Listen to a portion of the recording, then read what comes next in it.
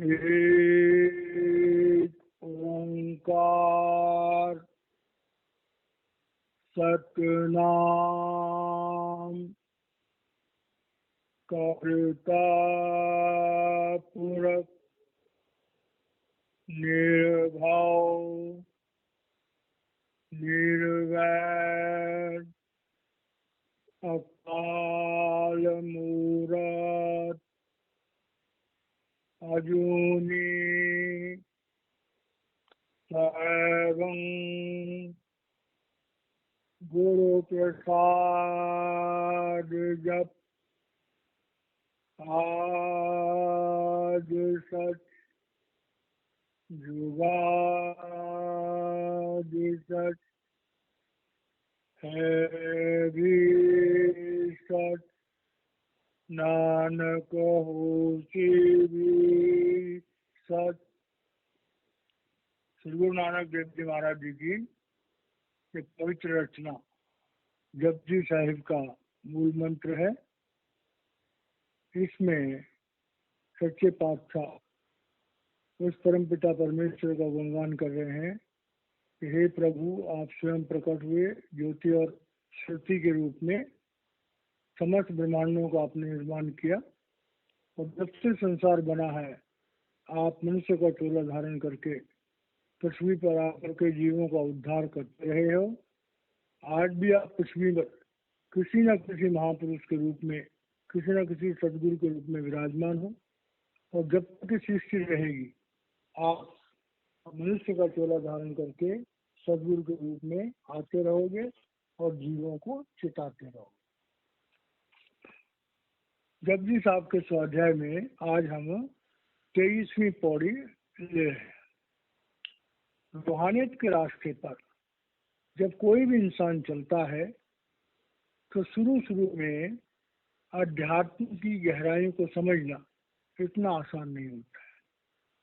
सबसे पहले हमारा जब प्रभु के लिए भाव बनता है तो हम प्रभु के यशोगान, प्रभु की महिमा में भजन गाते हैं, कीर्तन करते हैं। जो महापुरुषों की रचनाएं होती हैं उनका गायन करते हैं, उनका पठन करते हैं और भाव विभोर हो जाते हैं। तो भक्ति के रास्ते पर चलने के लिए सबसे पहले जो हमें जरूरत पड़ती है कि हमारा प्रभु के प्रति लगाव होना चाहिए, प्रभु के प्रति श्रद्धा होनी चाहिए, प्रभु के प्रति भाव होना चाहिए। अब प्रभु को तो हमने देखा नहीं, तो जब तक हम अपने भाव से भक्ति करते हैं तो उसे कहते हैं भाव की भक्ति। तो भाव की भक्ति में एक नशा होता है, लेकिन उस नशे में गति नहीं होती है। और क्योंकि नशे में गति नहीं होती है तो हम जहां पर होते हैं वहीं के वहीं रह जाते हैं। हमारी यात्रा जो भाव भक्ति है उसको आगे बढ़ाना मुश्किल हो जाता है।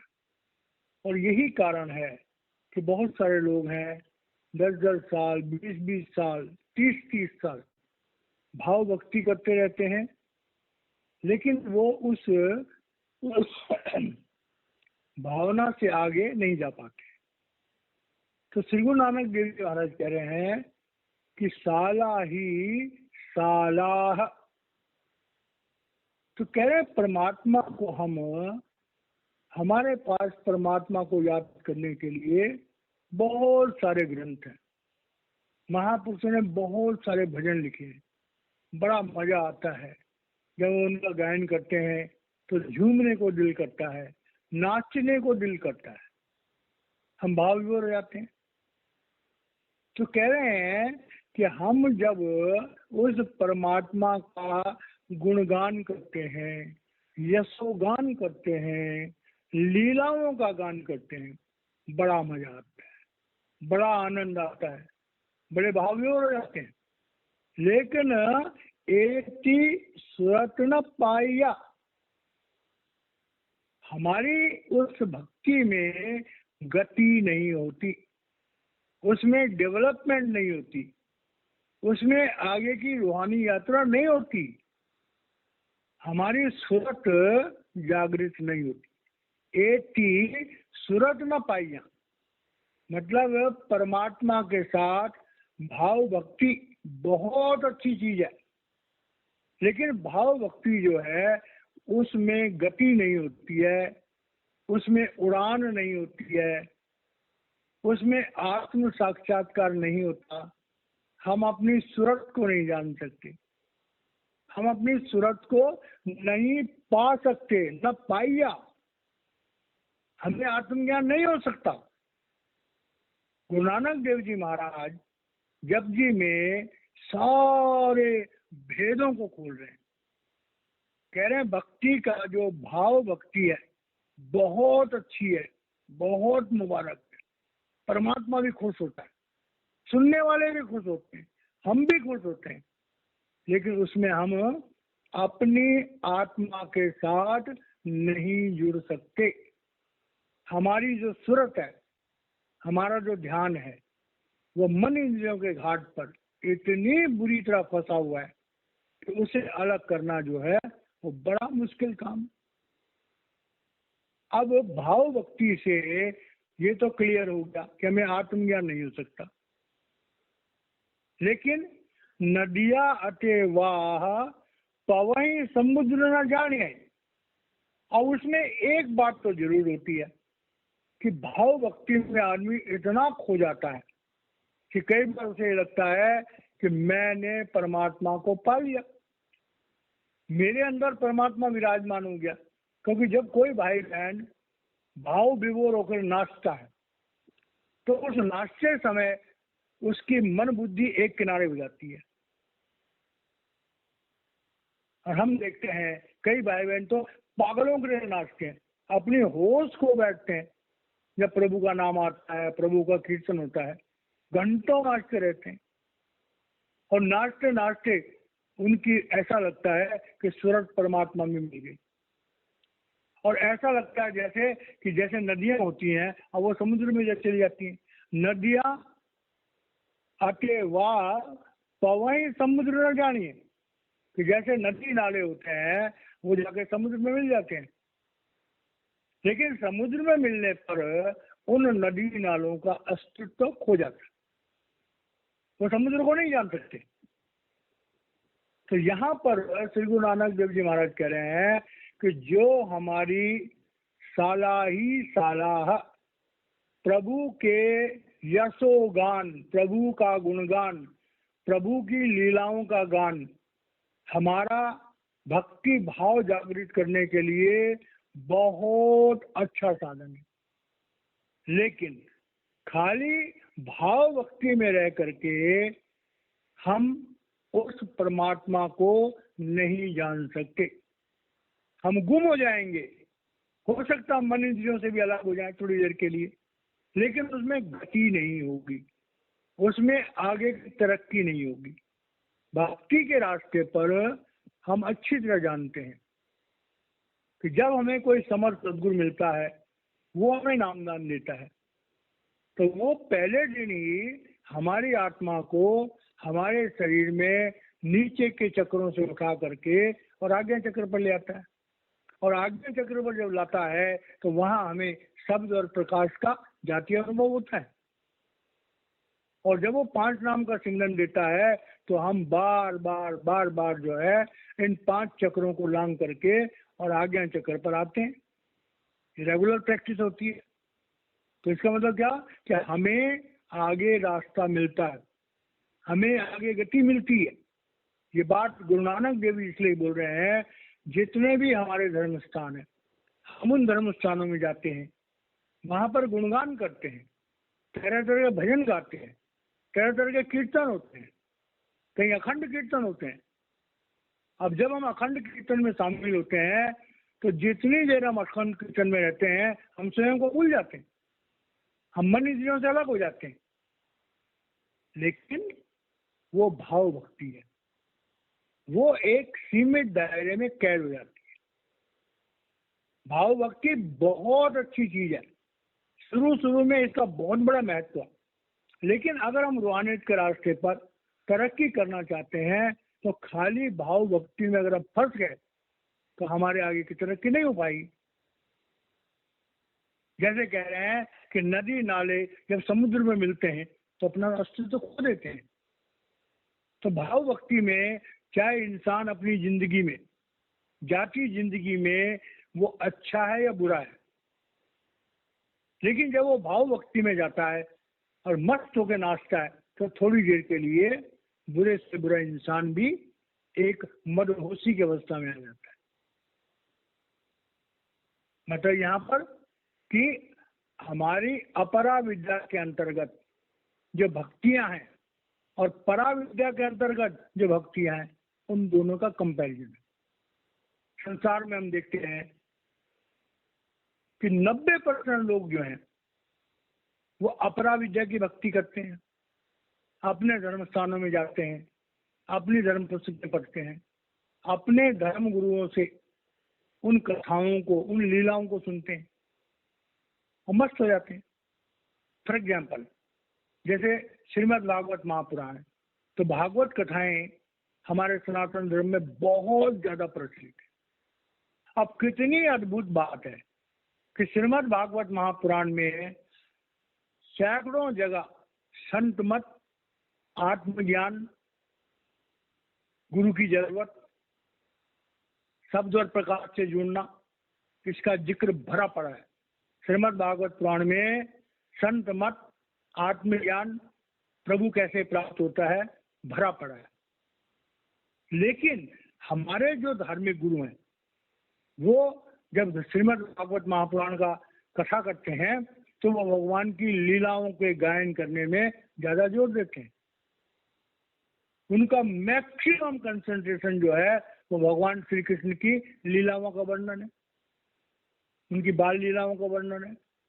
और लीलाओं का वर्णन करते करते सुनाने वाले भी रो पड़ते हैं और सुनने वाले भी रो पड़ते हैं। उनकी भाव भक्ति। जबकि भागवत की कथा का मूल उद्देश्य है कि राजा परीक्षित को सुखदेव जी महाराज जी ने आत्मज्ञान की शिक्षा दी थी। उन्होंने जीते जी मरना सीख लिया था। तक्षक के काटने से पहले उन्होंने शरीर त्याग दिया था। तो वो विद्या जो भागवत का मूल आधार है, जो भागवत का प्राण है, ज्यादातर धर्माचार्य उस सब्जेक्ट को ज्यादा गहराई से नहीं समझाते हैं। वो भाव भक्ति पर जोर देते हैं, लोगों के अंदर एक भाव प्रकट करने का, जिससे लोग नाचें, गाएं, मस्त हो जाएं। तो श्री गुरु नानक देव जी महाराज कह रहे हैं कि भाई भक्ति के रास्ते पे भाव होना एक बहुत बड़ी प्रभु कृपा है। लेकिन खाली भाव में फंस जाना वो ज्यादा उचित नहीं है। इसका मतलब परमात्मा की लीलाओं का पढ़ना, पढ़ाना, सुनना, सुनाना, गायन करना, नाचना बहुत अच्छी बात है, लेकिन परमात्मा के रास्ते पर ये पहली सीढ़ी है, अपरा विद्या है।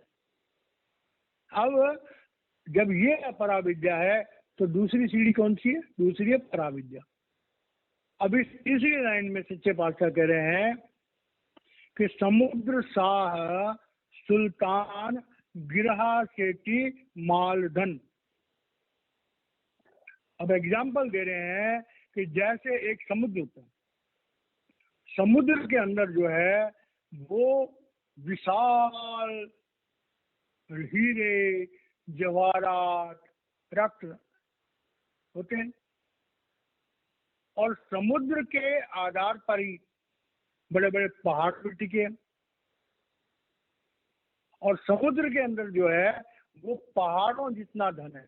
गिरा से मालधन का मतलब है कि जैसे पहाड़ होते हैं तो समुद्र के अंदर जो रत्न है, जो वहां पर परमात्मा ने बहुमूल्य रखी हुई है समुद्र में, अगर उनको इकट्ठा किया जाए तो बड़े पहाड़ों जितना वो बन जाएगा। समुद्र मंथन का जिक्र आता है कि उसमें से बहुत सारी चीजें निकली थी, अमृत भी निकला था, जहर भी निकला था, बहुत सारी चीजें निकली थी। तो कह रहे हैं कि उस परमात्मा की सृष्टि में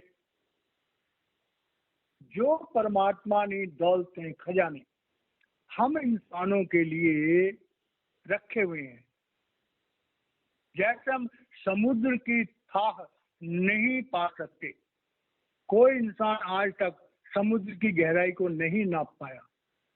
समुद्र में कितने रत्न हैं, समुद्र में कितनी तरह की संपदाएं प्रभु ने छुपा के रखी हुई हैं, अभी तक इंसान उनको जान नहीं पाया।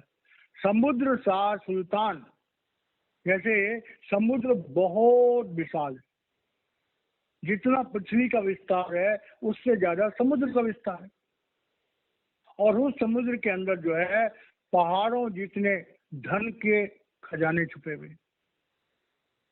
गिरा सेती मालधन। उस समुद्र के गृह में, उस समुद्र के अंदर अनंत अनंत भंडार है। ये तो बात हुई सांसारिक।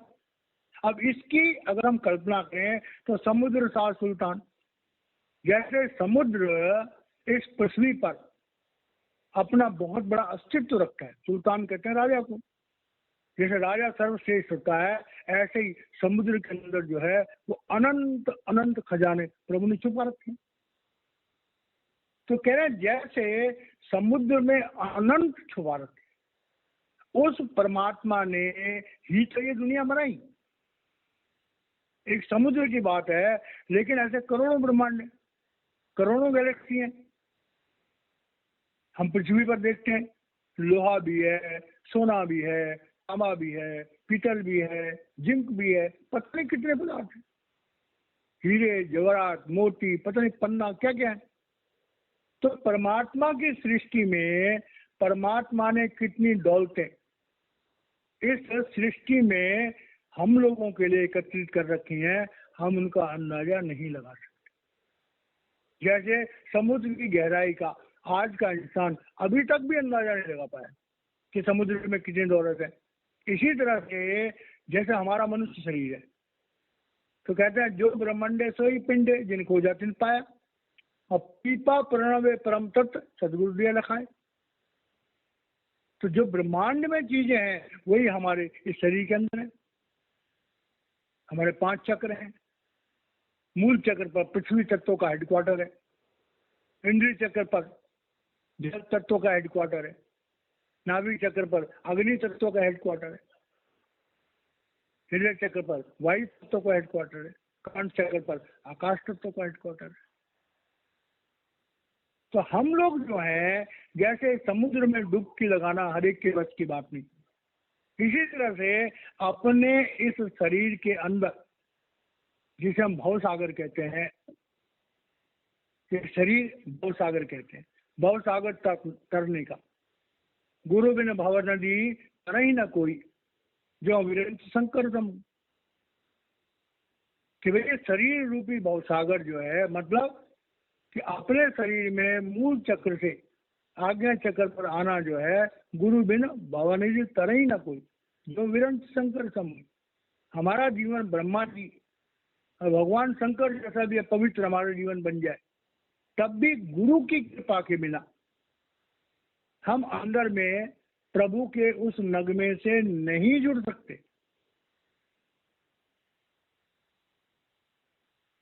ये बात बड़ी गहराई से समझने वाली है, क्योंकि वो परमात्मा अनंत है। एक छोटे से समुद्र में, संसार का जो समुद्र है, ये समुद्र परमात्मा की सृष्टि में एक बूंद के बराबर है। तो मनुष्य की क्या हैसियत, जब मनुष्य एक छोटे से इस बाहरी समुद्र को उसकी था नहीं पा सकता, उसको नाप नहीं सकता, उसको जान नहीं सकता, उसमें कितनी दौलतें उनको नहीं जान सकता, तो उस परमात्मा के उन अनंत ब्रह्मांडों का, उस परमात्मा की उस अनंत सृष्टि के बारे में क्या जान सकता है? एक बात। और दूसरी बात आती है कि भाई संसार में इंसान जो होते हैं, जिनके अंदर जज्बा होता है, तो इंसान के अंदर जो जज्बा है, ज्यादातर लोग जो है उस जज्बे को, उस अकल को, उस हौसले को दुनिया की दौलत इकट्ठी करने के लिए इस्तेमाल करते। इस संसार में बड़ा विचित्र खेल है। बुद्धिमान लोग, बड़े इंटेलिजेंट लोग, अगर वो कोशिश करें तो वो परमात्मा को प्राप्त कर सकते हैं।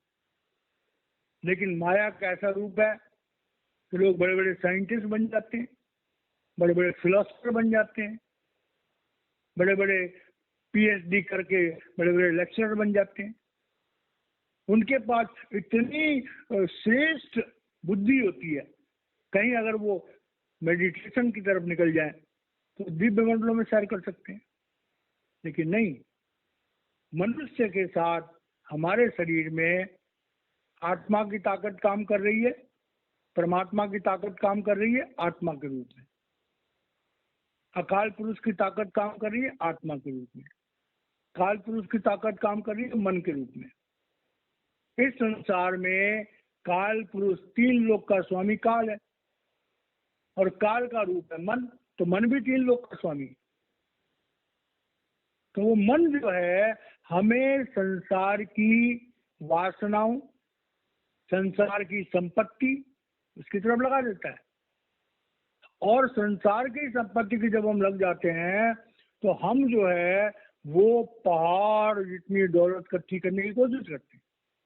संसार में देखो, ऐसे तो लोग मिल जाएंगे जिनके पास हजार हजार एकड़ जमीन, जिनके पास 50-50 बंगले हैं, जिनके पास लाखों हजारों लाखों करोड़ रुपया है, लेकिन उनकी तसल्ली नहीं होती। संसार की, इस नाशवान संसार की जितनी ज्यादा दौलत हम इकट्ठा करेंगे, हमारी भूख, हमारी हवस उतनी ज्यादा बढ़ती जाएगी। ये जो हमारा इच्छाओं का प्याला है ये कभी नहीं बढ़ता।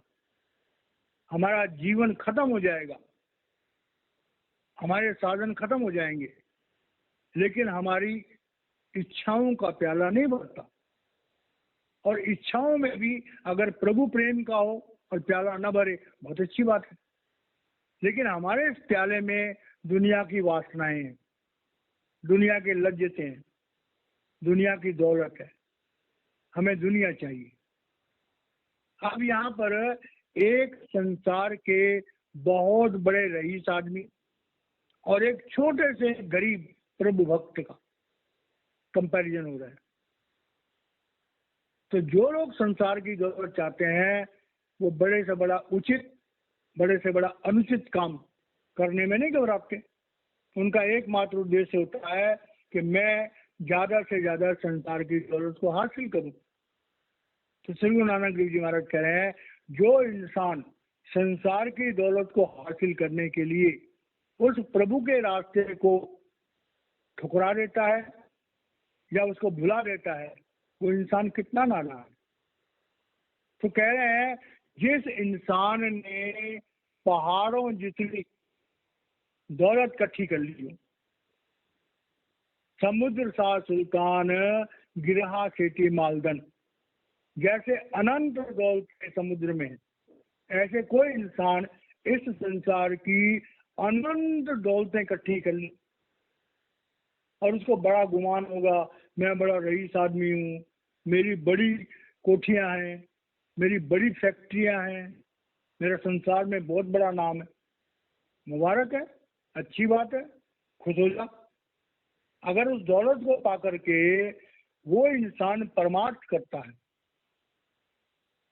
मिल बांट के खाता है, दूसरों के दुख सुख में काम आता है, तो प्रभु फिर भी खुश हो जाएगा। ऐसे भी सेठ बहुत सारे देखे जाते हैं, जैसे जोंजल बाड़े नाव में, घर में बाड़े दाम, दो हाथ उलीचिए ये सज्जन को काम। ऐसे बहुत सारे रईस हैं जो लाखों करोड़ों रुपया निष्काम सेवा में लगा देते हैं। मुबारक है, होना चाहिए। ऐसे रईस तो ज्यादा से ज्यादा बढ़ने चाहिए, लेकिन ऐसा अक्सर हर बार नहीं होता है। बड़े थोड़े लोग होते हैं जो पूर्व संस्कारों से धन प्राप्त करने के बाद परमार्थ की तरफ चलते हैं। अक्सर क्या होता है, धन प्राप्त करने के बाद इंसान दुनिया के लज्जतों में खो जाता है और वो संसार को ज्यादा से ज्यादा भोगना चाहता है। और भोगते भोगते उन्हीं संसार की वासनाओं में, उन्हीं संसार की दौलतों में एक दिन वो अपने मनुष्य शरीर का, अपने मनुष्य जीवन का अंत होता हुआ देखता है। तो यहाँ कंपेरिजन कर रहे हैं कि एक तरफ तो इतना बड़ा रईस आदमी है जिसके पास पैसों के अंबार लगे, और दूसरी तरफ एक बड़ा गरीब सा आदमी है लेकिन वो कभी प्रभु को नहीं भूलता। कह रहे हैं कि कीड़ी तुलना हो जेठ मनो नबी से। श्री गुरु नानक देव जी महाराज कह रहे हैं कि संसार का एक अरबपति और खरबपति, उस प्रभु भक्त के सामने उसका कोई अस्तित्व नहीं। जैसे कीड़ी होती है, छोटा सा कीड़ा होता है, उस कीड़े का एक मनुष्य के सामने क्या औकात है, उसकी क्या वैल्यू है उसकी। कह रहे हैं अगर कोई प्रभु भक्त है जो उस परमात्मा को कभी नहीं भूलता, जेठ समनो नविस नहीं, जो इंसान हर घड़ी हर पल उस परमात्मा को याद रखता है, परमात्मा उस इंसान को उस दौलत से माला माल कर देता है जिस दौलत के सामने संसार के बड़े बड़े राजा नाक रगड़ते हैं। लिबास फक्र में हमको जो खाकसार मिले, उन्हीं के दर पे सलातीने रोजगार मिले। एक शायर कहता है कि बड़े फटे पुराने कपड़ों में एक फकीर होता है, उसके बाद तीव्र शक्तियां होती। तो दुनिया के राजा कहलाने वाले बड़े बड़े सम्राट उन फकीरों के चरणों में जाकर के प्रणाम करते हैं, और राजा होने के बावजूद भी उन फकीरों से मांगते हैं। कोई कहता है मुझे औलाद दे दो, कोई कहता है कि मुझे मेरे साम्राज्य बढ़ाने की इच्छा दे दो। तो जो इंसान देखने में बिल्कुल फटे हाल लगते हैं, संसार के बड़े बड़े राजा उनके दरवाजे पर भीख मांगते हैं। तो कह रहे हैं कि कीड़ी तुल न होई जेठ मनो नबी से। श्री गुरु नानक देव जी महाराज कह रहे हैं ऐ दुनिया के लोगों, ज्यादातर लोग दुनिया की दौलत के पीछे भागते हैं, दुनिया की दौलत इकट्ठी करने की कोशिश करते हैं, दुनिया की दौलत पा करके शोहरत पाने की कोशिश करते हैं, बड़ा घमंड करते हैं, बड़ा मान करते हैं मेरे पास इतनी दौलत है।